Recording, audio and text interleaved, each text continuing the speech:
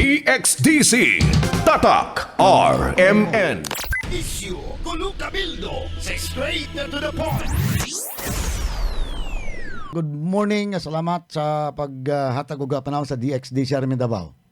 Ma'am Opelia. Yes, sir, yes, Sir Bernard, magandang umaga po sa inyong lahat sa ating dakbayan sa Davao. Nagpapasalamat po ako sa pagbibigay niyo sa amin sa Davao City IAS. Yes, ma'am. Para maging panauhin po sa inyong programa po. Okay. Ma'am, gaintindi ka ng Bisaya or Tagalog lang tayo?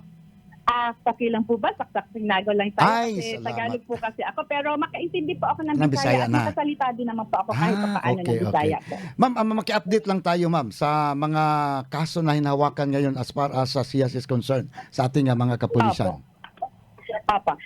Sa ngayon naman po, bali, ang Pinaka-latest Internal natin. Affairs Service po, all over the Philippines po, talagang pinapanitili po natin yung zero backlog po natin. Yes. So sa ngayon po, lahat naman po ng mga nangyayaring mga krimen dito na kinakasangkutan ng ating mga kapulisan, kung meron man po, wala naman pong nakahangin ngayon. Okay. Ma'am, ang pinaka-latest, I think, naabot na ba sa inyong opisina itong 3 pulis sa Maya Davao Occidental na inireklamo? Ganito po yan, sir. Bali, kami po kasi is Davao City. So, ang sakop po okay. namin is Davao City alone. Pero yan po na Regional. pang-incidente po, sakop po yan ng Davao Occidental. I see. So, opo. So, Okay. kung ano man po yung mga investigation and automatic naman po ang Davao, ang IAS po IAS. natin sa provincial office na yan, Okay. nagkakandak na po sila ng investigation po tungkol sa kaso na yan po. Okay. So, pa dito sa atin sa Davao ba, meron bang latest kaso ngayon? Diyan sa, na inihaan dyan yung opisina? Opo. So kung ganyan pong insidente, wala naman po sa ngayon po, sir. Mababait pala yung mga pulis natin sa Davao. Aside sa iba naman pong usapin po, ma'am, any current PNP campaign versus cyberbullying, gangsterism, sexual harassment, incest, rapes, and among others, ma'am. Ngayon. Okay po. Sa ngayon po, bali tawag dito ang kapulisan naman po natin, kahit naman po sa mga police station natin dito sa Davao City, Yes, lalo ma'am. na po yung mga WCPD, PNCO natin, active naman po sila makipag-coordinate sa mga eskwelahan, Okay. sa mga barangay, pulong-pulong po. Bali, nakikipag-coordinate po sila dyan regarding sa mga information dissemination. Like me po, last, Yes, ma'am. kung hindi po ako nagkakamali, April po yun dito sa Kapitan Tomas. Nag-conduct po kami ng social awareness regarding cyberbullying, gangsterism, yung mga sexual abuse na yan po. Nag-conduct din po kami ng lecture dyan sa Kapitan Tomas, particularly grade 6 students. Maganda naman po yung feedback kasi meron po sila mga question and answers yung mga kabataan na nasagot naman po natin, which is ang feedback po is maganda sa mga kabataan po natin. Pero so far, ma'am, dito sa atin sa Davao, walay mga pulis na naireklamo ng sexual harassment. So far, ngayon, meron ba? Ngayon po, wala naman po, Wala sir. na. Kasi 24 hours naka-monitor po tayo sa radio, sa TV, sa I mga see. reports natin dito sa Davao City. Sa pagkakaroon po, wala naman pong nangyayari po. Ay, salamat. Wala na po akong katanungan, ma'am, unless kung meron po kayong mga announcement o advisories po. Yes, ma.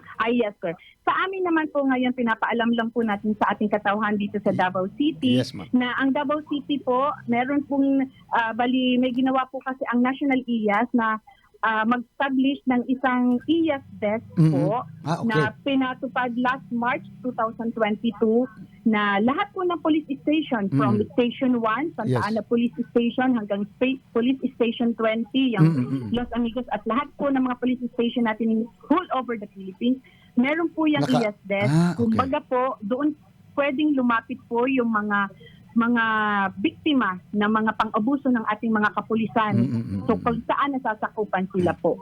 So anytime, kung halimbawa pong gano'n na may mabiktima, pwede po silang lumapit sa ating kapulisan kasi meron pong focal person po doon I see. na nakatalaga para mag-asikaso po sa kanilang mga hinanain po laban sa ating I see. mga kapulisan dito sa Davao City. And kung halimbawa naman po gusto po nila dito sa ating opisina dumulog dito Yes, po ma'am. sa loob ng Magsaysay Park, katabi po ng okay. ating COMELEC, pagka nakaharap ka po sa Comelec office, Office. dito po kami banda sa kaliwa po. Kaliwa. Nandoon po, Left makikita side. mo naman po, may signage kami Ay, doon. yes. Anytime po, from 8 o'clock ng umaga hanggang alas 5 ng hapon, Office nandito hours. po kami from Monday to Friday. Pwede po kami mag-accommodate ng mga complaints or mga reklamo or kung halimbawa naman po may nagawa ang ating mga kapulisan dito sa Davao City, Okay. pwede din pong iparating yun sa atin. Yun yung good deeds para mabigyan po natin ng mga parangal, yung mga kapulisan natin na nakakagawa ng maayos Maayos, na kabutihan. servisyo sa ating katauhan dito sa Davao okay. City po. I see. Opo. Captain Ophelia Animo, ma'am, thank you very Yes, much. po. Salamat po sa oras na binigay mo sa DXD sa Yes po, kinalulugod po namin ang inyong imbitasyon at kung meron pong mga kinakailangan na aming tulong, anytime po pwede niyo po kaming matawagan at pwede niyo po kaming mapuntahan sa aming opisina dito sa Magsaysay Park po. I see. Salamat ma'am. Thank you. God Yes bless. po. God bless you all po and good luck po. Isyu, Kulog Kabildo, sa straight to the point.